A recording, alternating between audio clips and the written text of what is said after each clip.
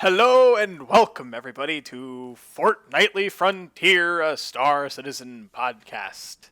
There, got my dog's attention. I'm honest. I am a recluse. I don't know many people outside of the circle of people I know. I didn't know. I honest to God, sorry, I didn't know who you were before 20 minutes ago. I didn't know who Myre was until I started Bulkheads. I didn't know who Gray-Headed Gamer was until he asked me a couple of CryEngine questions. I don't know who most people in the community are because I keep to myself and to my work. I apologize. I don't mean to offend anybody. Well, since you already know Myre, I think I should introduce myself then. I am Darjanator, and I have been doing a podcast for, close to 3 years now, and still nobody knows who I am. Success. Wow, like original, like Wingman's Hangar Time Zone podcasts? Oh, definitely, yeah. Wow, wow. Yeah, and just goes to show how shit I am. I've More only been here shameless for self-promotion. Yeah, I've only been on this podcast for how long have I been here for? Like since last year. Yeah, it's coming up to a year now because I think Sandy Gardner's interview was in November, and that was one of the first episodes you were on. Mm-hmm. So yeah, November will be a year, and still we're just So I'm not as depressed as Darj because I haven't been here as long. I'm about 3 times less. But anyway, this episode is not about us. It is about our guest. Our guest, the most fiendish of feathers. FiendishFeather. So, but can hello. I just... Hello? I'm confused. How do I host this? Like, no, seriously, I don't know how to Twitch. Margaret, how do I turn the VCR on? You need to go onto your channel, and then in your chat or your dashboard, hit /host. And then... I need to go to my channel. Yes, your channel /host space Fortnightly Frontier. This Twitch is such a pain in the butt. How is Twitch still around? It's so unuser friendly. Well, if you had better Twitch TV, you could press the host button on this channel, and then that would work. I do have better Twitch TV. Then press the host button. Where's the host button? In the settings page, you have to go into the Better Twitch TV settings, and then there is like a little dialog box. You scroll down, and where H is, there's host button. You press enable, and it's there. I am absolutely confused. What are you talking about? So welcome to the Fortnightly Frontier podcast, where we give people tutorials about Better Twitch TV. I think we're gonna have to start this from. This is good. This is gold, man. This is gold. This is fantastic. learning how to Twitch live. There, I just host. There we go. You are now hosting with one viewer. Oh, that's awesome. One viewer. Hey, there might be a few. I have a couple of followers. I don't even remember how many followers I have. He's here. No, I had a fair few followers back when Arena Commander .7 was out, and I was the best pilot in the game. I had a fair few followers. It's when my org went from 3 members to 100 members in like 3 weeks. Ooh, wow. That's pretty cool. Yeah, well, everyone wanted to fly with me because I was such a good pilot. And then they dropped 1.0, doubled the flight speed, broke the flight mechanics. I started sucking, got mad at the game. And then I got so pissed off at flying, I was like, screw this. I don't want to stream playing game, getting mad at it. So that's when I started CryEngine. That actually answers your how did I get started in CryEngine question. Because you wanted to cry and found an outlet in CryEngine.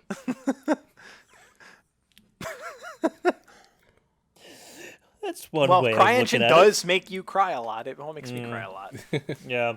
Having talked to Gray-Headed Gamer a lot about his experience with CryEngine, I can confirm that it is very cry-worthy. In CryEngine's defense, Gray-Headed Gamer does do things the hard way sometimes. Well, have you tried teaching him not to? No, I actually haven't really sat down with him and walked him through anything. I probably should. Probably, yeah. So, back to the nature of this podcast, which is an interview kind of stream. FiendishFeather, who are you? Yeah, who the hell are you? What do you do in Star Citizen? What? Why are you here? Just what? Wait, what? I'm here because you asked him to be here. Yeah, so you dragged me by my ankles and made me be here. I don't know what you're talking about. Who am I? Yes. I don't know. I'm a content creator. Who am I? Who are you? We're content creators. I am a content creator. I am one of the brain children behind Bulkheads. I used to be a really good fighter pilot in the game. I mean, I don't know. Do you want to know who I am in the game, or who I am in real life, or who I am here? Let's start off with... Who are you in the Star Citizen community? FiendishFeather, obviously. Yes. The content creator, one of the brain children behind Bulkheads. I'm the guy who makes the Star Citizen assets look really, really pretty, second only to CIG themselves, which I call cheating because they have super fancy CryEngine. Yes, they have actual access to all the assets, unlike you. You have to do it the hard way. Using 2-year-old assets. I have to finagle, right, using 2-year-old assets. So, I have a question. How did you come up with the name FiendishFeather? I mean, I've seen your logo, which is a parrot and has glasses. You are neither. You know, you're neither a pair of glasses or a parrot. Yeah. Back when I had to make a new account. I gave when I joined the military, my online moniker was Upset Spy before I joined the military. And then I joined the military. I gave my account to my little brother because I joined the military. I'm like, I don't have time to game anymore. I just gave him my account so he could have my gamer score on my arcade games for the Xbox Live Arcade and all that. So one day I had to make a new account. And I didn't know what I wanted to be for my name. And the Xbox 360 dashboard, I think it still does. If you come up with a name and it's not available, it'll give you a list of names. Mm-hmm. I went through and just clicked next, and did it for about 20 minutes till I find a name I like because I'm not very creative and coming up with nothing from scratch. FiendishFeather was a name that popped up on the list. And I'm like, that's the one I want, and I picked it, and it stuck, and that's my name now. Oh, snap. Well, thank you, Microsoft. Yeah, thank you, Microsoft. Yeah, indeed. So, Darj, do you have a question? Yes, I do have a question. So, what do you do within the Star Citizen community, or actually, just apart from Star Citizen community? What's your life story in a nutshell?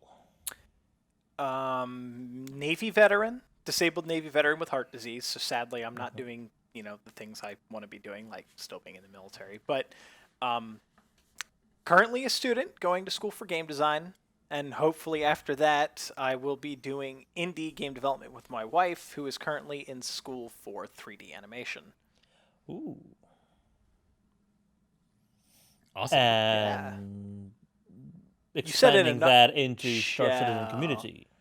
Well, I mean, that went into backed Star Citizen shortly after the Kickstarter started, saw the video with the Bengal carrier, and as soon as it said rendered in real time, I was like, I want in this game, and backed with a Rear Admiral package, and thought that was an insane amount of money to give to a project. And pledged not to give another penny. Laughed when the Scythe and Idris M went on sale during the first 24-hour live stream, then turned around, bought a bunch of ships, melted most of those ships for an Idris P, so I paid more money for less ship, and then have continued to back the game, and now I'm up to a number I don't really want to talk about. Let's just put it on, I'm a Grand Admiral and leave it at that. Wow. I don't even know what that comes up to, but I know I'm nowhere near close that. So, you're a longtime gamer then, FiendishFeather. What games have you played before this? I mean, like, what was your jam before Star Citizen? My favorite games as a kid were Banjo-Kazooie and Banjo-2 and the N64. We had an NES growing up, and then had an N64. I remember my parents bringing that home, and my dad falling in love with Super Mario 64. I fell in love with Yoshi's Story, Banjo-Kazooie, Banjo-Tooie, and everybody in the house loved GoldenEye. Then we skipped this. We didn't have a Super Nintendo, didn't have a PS1. Then I think we had a PS2 for a while. I don't even remember what games. Grand Theft Auto Vice City is the big one I can remember. There were a couple others. I don't really remember them. And then got an Xbox. Got the Xbox, played the games that came with Xbox, which is like one of the Star Wars games. I don't even remember what it was. and some kind of like Tetris game that came out. I didn't know what Halo was until somebody at school was like, "Hey, let's play some Halo." I'm like, "Halo? That sounds like a dumb game." Went over to his house. We played Halo on the console. I'm like, "Oh my god, this is an amazing game! You can hop in a vehicle and drive around and blah blah blah." Then got Halo. Then got Halo 2. Put more time into Halo 2 than I probably have CryEngine, which is like 2,000 hours as of last week. Then Halo 3, obviously. Then shortly after, I think before any of the other Halos came out, I joined the military. Gaming kind of went downhill, and then I got out, and it's been PC since I joined the military because, taking a laptop was a lot easier than a console. Yeah. True, yeah.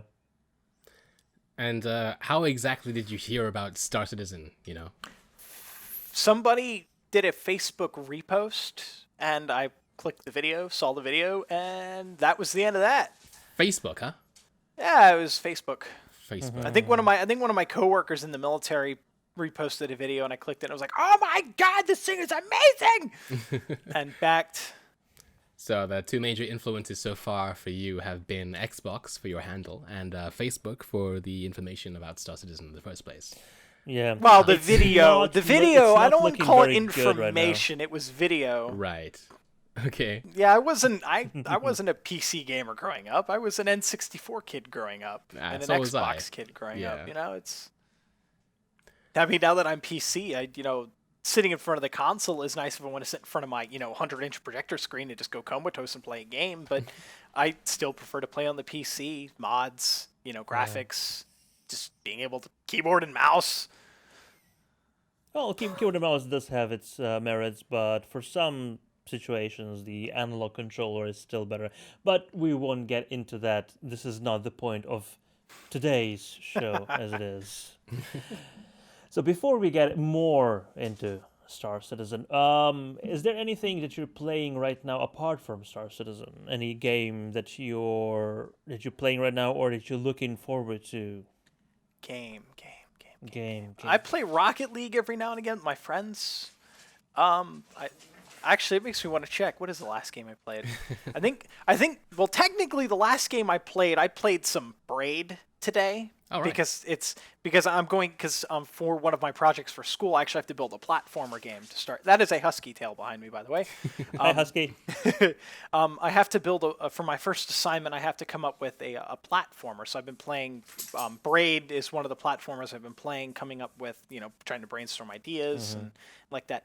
But I think the last game I played recreationally, besides Star Citizen, was I think No Man's Sky. And controversy surrounding that irrelevant. But I haven't had a lot of time for gaming lately because I've been working on Bulkheads Episode 3, trying to get that out before I started school. Then I started school, and now any game I play is for schoolwork, like Braid, or one of my assignments that was due at the end of this week is I have to play a bunch of old Atari 2600 games.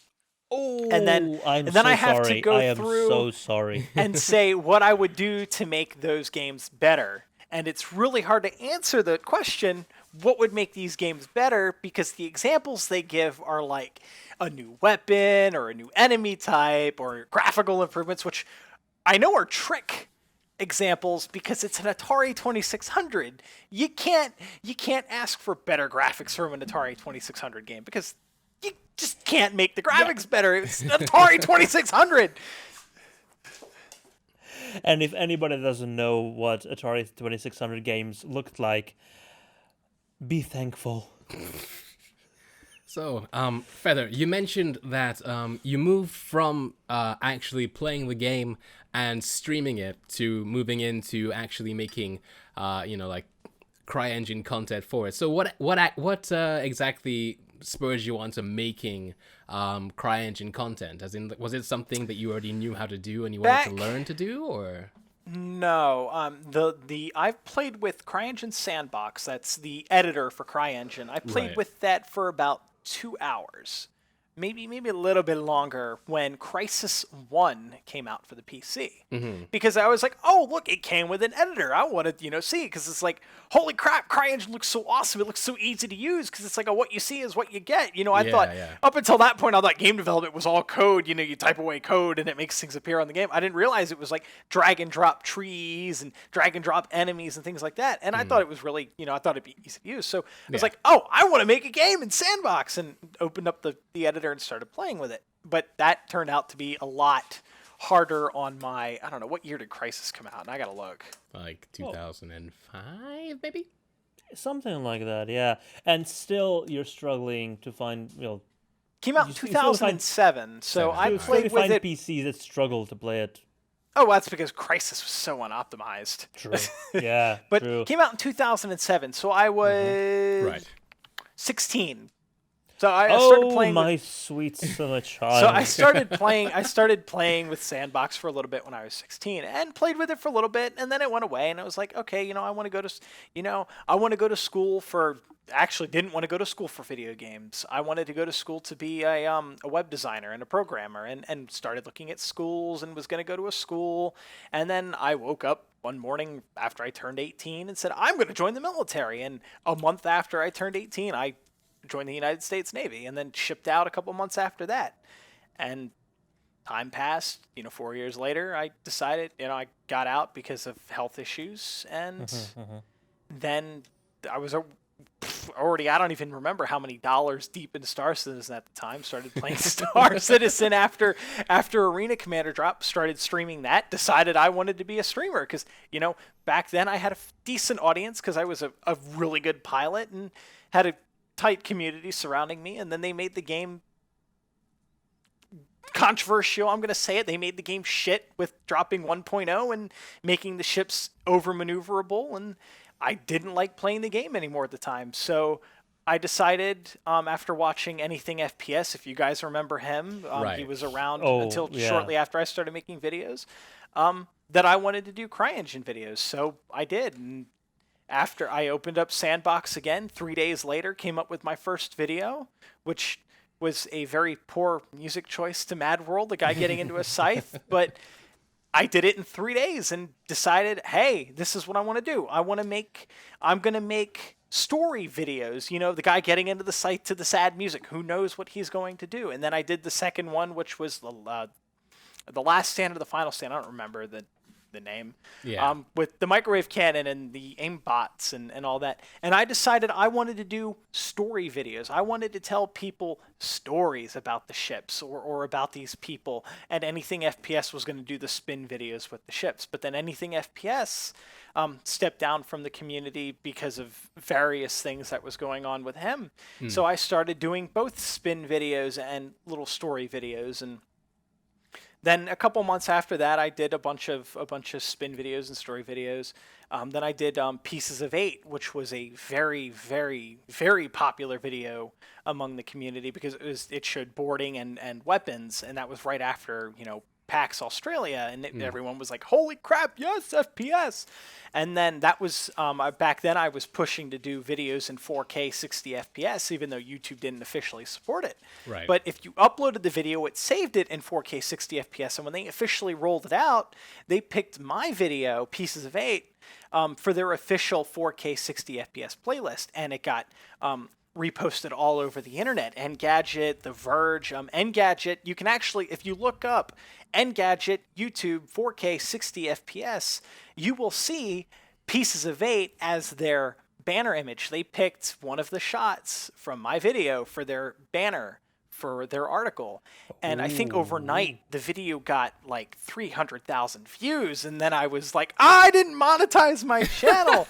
And snap. Oh, man. And I think when I moved from Hawaii, I severed connections with the community because I didn't think I was going to have time to come back. And I wanted to rebrand all of my videos as a more personal thing, because back then I was putting my organization logo on it, Corporation Incorporated, even though the org didn't have too much to do with the videos. It was me. So I wanted to rebrand everything under my online handle, FiendishFeather, so I could use them for more as a portfolio, because I was, trying to get into art school. So I ended up cutting my YouTube channel. For other reasons, I deleted my Reddit account and made up a new one. And now, everything's back online, but of course it has significantly less views. I have significantly less, subscribers, and I kind of regret dumping everything because I didn't expect to be coming back to the community. That's a completely different story altogether. And now you need to make something that'll make as much of an impact as that original 4K 60 video. Well, so it'll get you with Bulkheads. Views. I'm trying with Bulkheads. We are trying our damnedest with Bulkheads to make it popular, and so far it's like an uphill climb. Yes. And speaking of Bulkheads, the two of you are a part of it, and I'm not, and I'm not salty about that at all. It's all. I don't handle personnel. So don't look at me. I just handle the CryEngine. You're not the HR department, no. I am not the HR department. But so I think you guys should tell us, for the 0.1 viewers that doesn't know what Bulkheads is, what is Bulkheads? What is it now, or what was it originally? Do you want the backstory, or do you want the current story? This is your interview, FiendishFeather. All of it. You just choose the answer that you think is the most appropriate and go with it. Bulkheads started. It started as a little side project between myself and Disco Lando. And we decided that we wanted to try and make... Disco Lando always made goofy videos for Wingman's Hangar and all that. We decided we wanted to do that with CryEngine. That's where the original idea for Bulkheads came from. We gathered up Trendane, and we gathered up Bad News Baron, and we were going to gather up a bunch of other people in the community, and we were going to make a machinima series, Bulkheads. So we released episode Bulkheads. I'm going to call it Bulkheads 1.0, episode 0. That was the trailer where Trendane is, I think his name is Zeta. He's pink, and he's like, "Oh, look at the little thingy." A crab eats his face. Bad News Baron was the other guy. I think it was Theta or whatever his name was. Weapon hungry, wanted to shoot everything. But after we released the trailer, we ran into some issues. Disco Lando getting hired by CIG to be community manager. Trendane had some other commitments, so he couldn't register his voice. And so with that, it fell apart. So Bulkheads never came to fruition. And then I went on to do a couple of other videos, and then I ended up, getting out of the moving and just couldn't do any more videos. But after I moved, a couple months later, I decided I actually had more free time than I thought I would after I moved, and I decided that maybe I wanted to do a couple of dumb videos, like one of the video I was doing, the Bulkheads 2.0 trailer. It was just going to be a dumb one-off video. Literally, the camera goes into a guy sitting in the cockpit. It was supposed to be a spoof of the Old Man trailer. Right. I actually saw. And that's exactly what it is. It's exactly what that was. But when I was producing it, I posted a 4K render test to the community to see if the community would still bite on CryEngine videos, because I wasn't sure, because it seemed like the subreddit had changed and the nature of the community had changed. So I wanted to see if they would still bite. So I threw together a little 4K render test. I posted it to Reddit. It's actually, I think, the most popular thing that I have posted with my new account to date. So I was like, oh, okay, there's still an audience. But after I released the render test and was already over halfway done with the what ended up being the trailer, Papa Dolvac contacted me and said, "Hey, I know that you walked away from the community, and I don't know how much time you want to commit, but do you want to maybe bring Bulkheads back from the dead?" And I said yes. And we rebranded the video of the pilot pew, pew, pew, pew, making spaceship noises to Bulkheads coming soon trademark, and Bulkheads was born, and that's where it came back. And Dolvac, through his connections with INN, got our writer team and started getting voice actors. Then we did the casting call and got Grockies and Myre, and Trendane coming back was pretty much a requirement for me. If we didn't get Trendane back, I wasn't going to do Bulkheads again. And we gathered up Trendane and Splice and got the whole team together, which has grown a little bit since we started. But then we got everybody together and then came up with episode 1.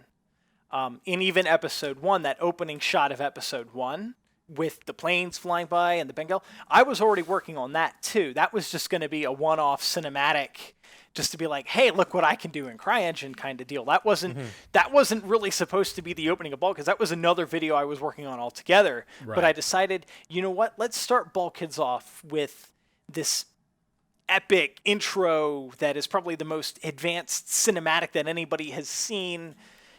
Even from CIG, we haven't seen that much action from CIG in the anything they've released yet. So that was, let's open Bulkheads this way, and then it'll go downhill from there when he says, hey, what happens if they come through another door? Then it just goes to crap from there.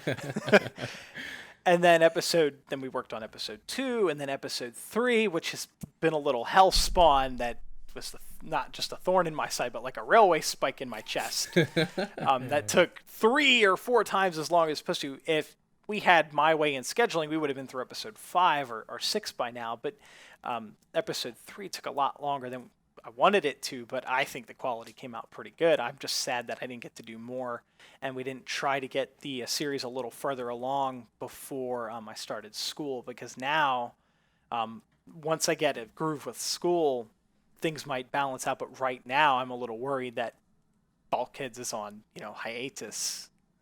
Oh. You heard it here first. Oh. Yeah. So, with Bulkheads itself, where did the name come from, Bulkheads? I mean, was that your idea? Was that Disco Lando's, Baron's, maybe? I don't know.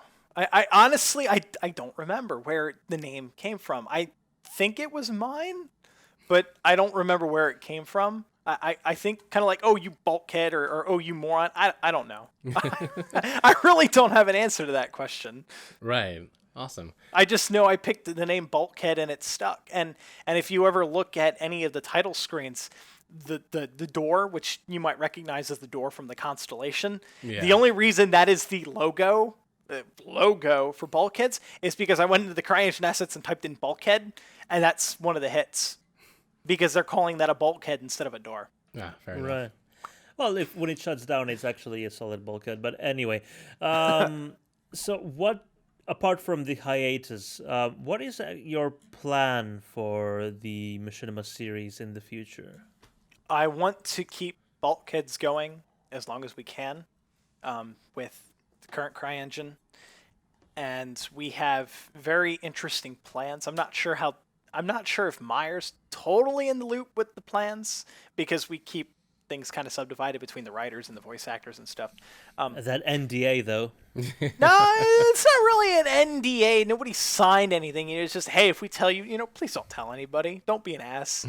Don't be that guy. The series is going to get interesting. And I really would like to tell the story that we have planned. What I would like to do is, keep it going throughout school, and then once we get the proper SDK from the development team, CIG, it would just be better quality.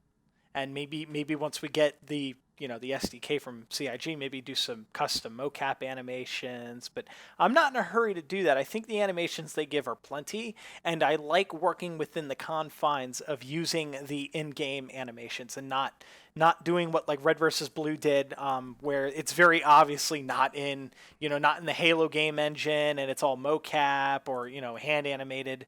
I like to stick to the spirit of Machinima, even though it's not technically in the game. The only thing that's not really quote-unquote in-game when I'm playing, with it in CryEngine is the lighting, because I have to do the lighting from scratch.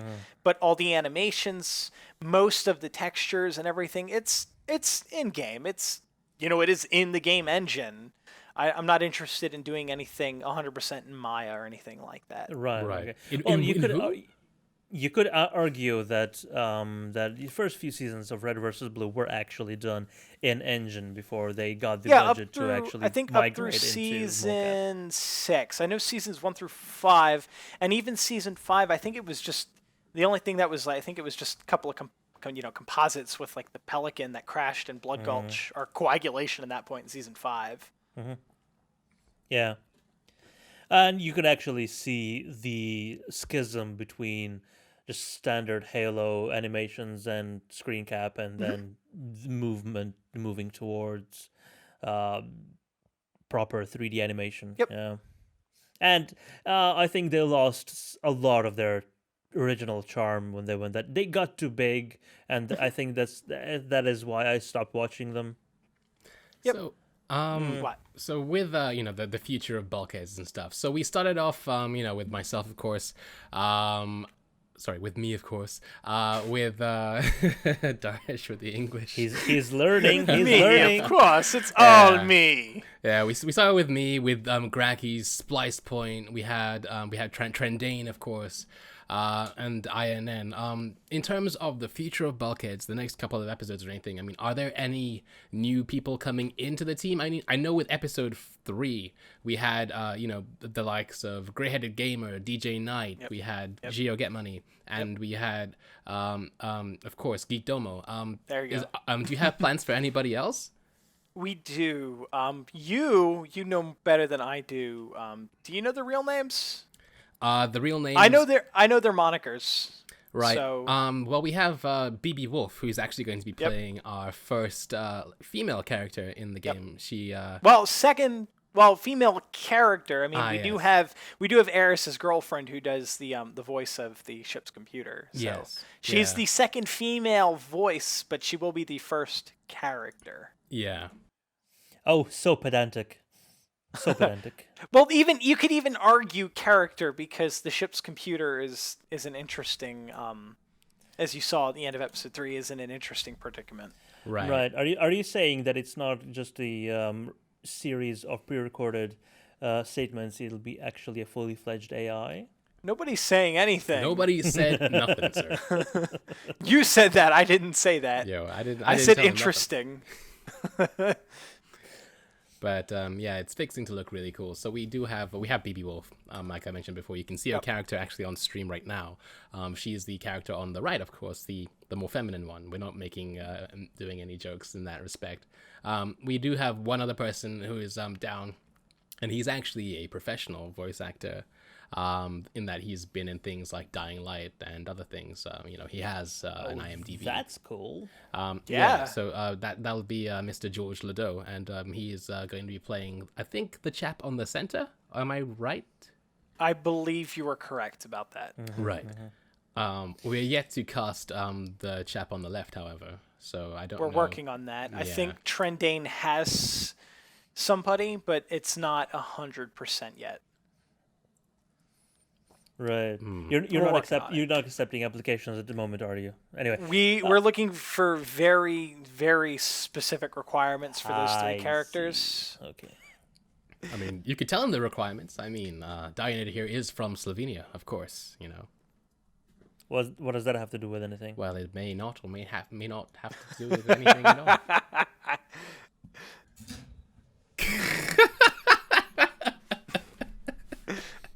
Myre divulged it. I didn't say nothing. Wow. That's on you. Huh?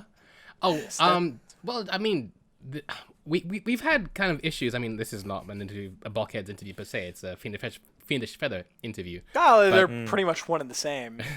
But we've had feedback, of course, talking about the various different character accents and stuff like that. We've been dialing it down, trying to make things a bit more normalized and stuff like that. But our writers are like, no, screw it. So they want this third character here to have this European accent, maybe slightly like a svelte kind of like cool, either German, Austrian, or something around there. I mean, like I can tell you from personal experience that German and Austrians are neither cool nor svelte. which is why this character would be so unique. Yes.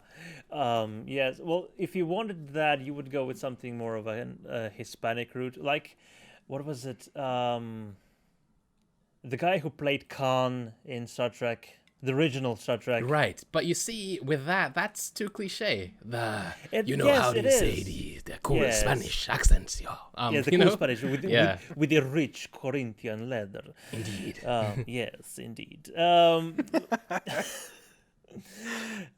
Yes.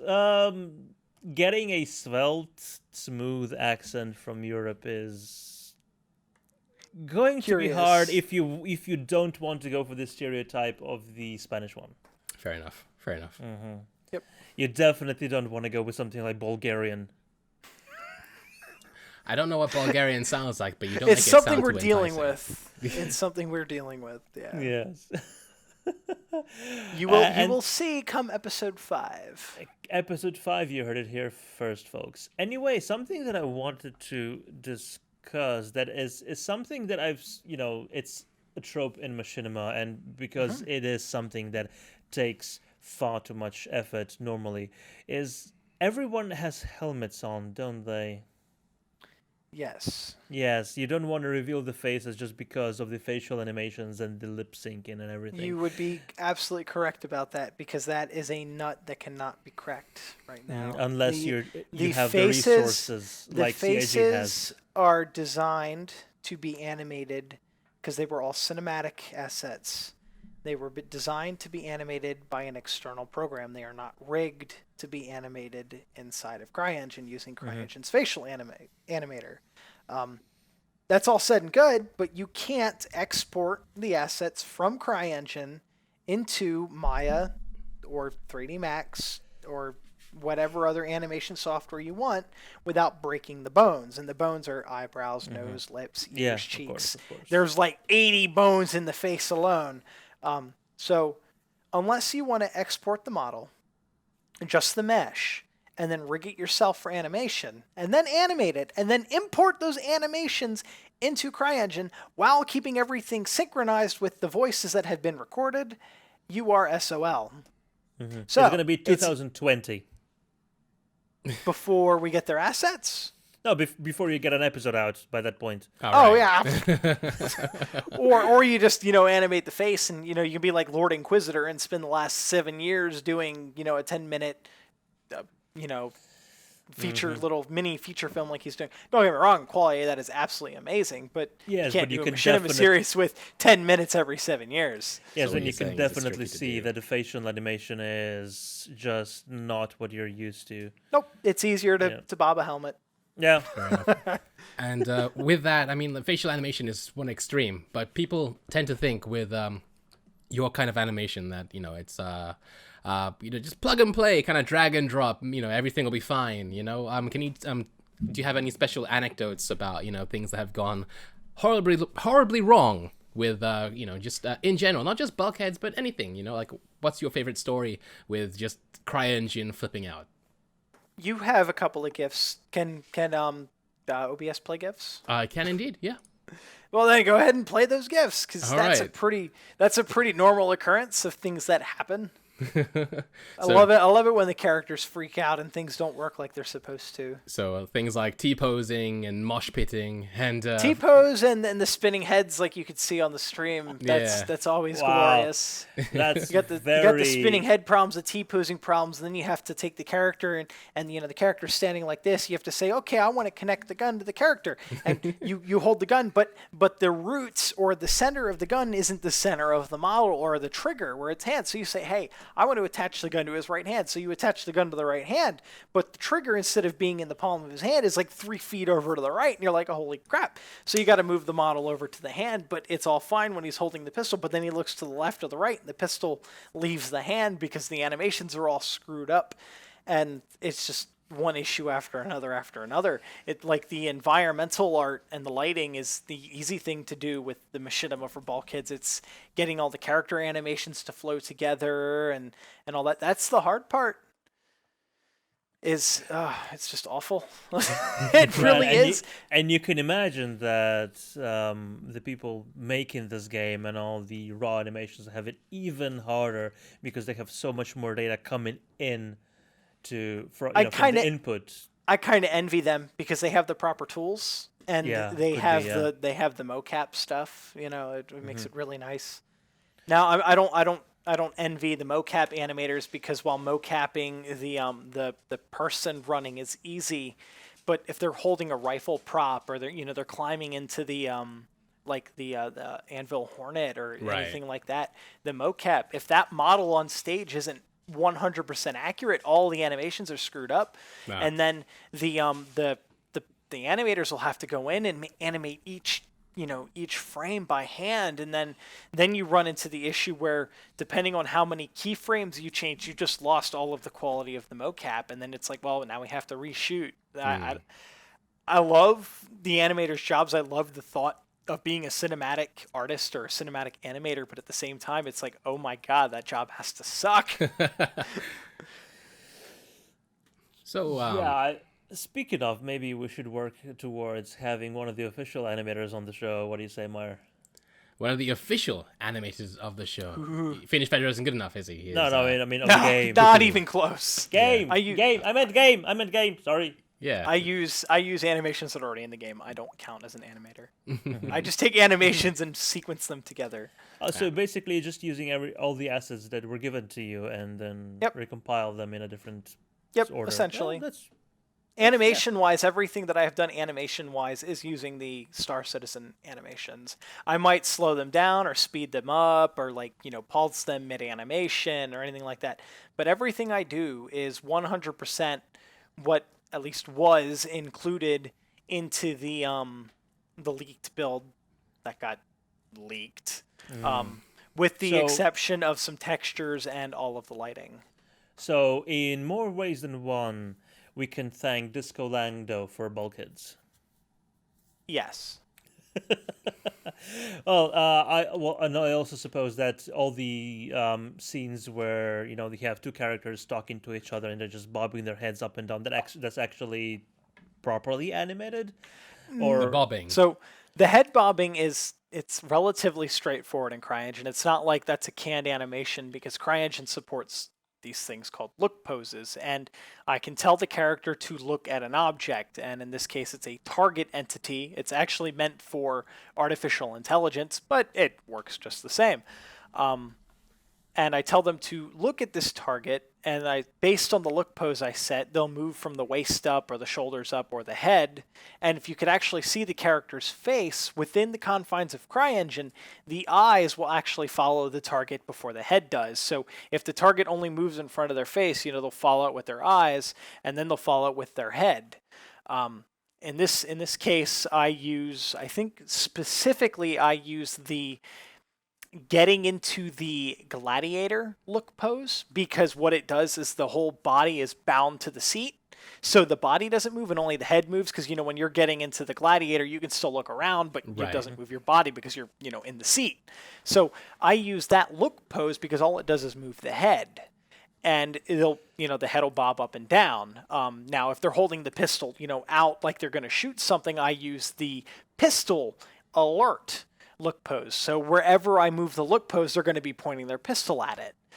So based on the scene, there's a different look pose that I would use, but most of the time, just for the head bob, I use the one that's meant for the gladiator.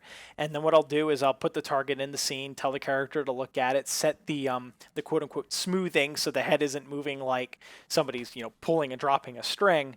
And then I'll literally bob the target up and down with keyframes based on the timing of the dialogue for the scene. So head bob is actually one of the very last things I do. Mm-hmm.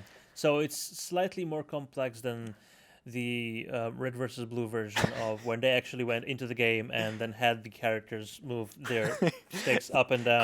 Grab the controller, and look up and down, and they'll literally sit there, read their line, and be like blah blah blah blah blah blah blah blah.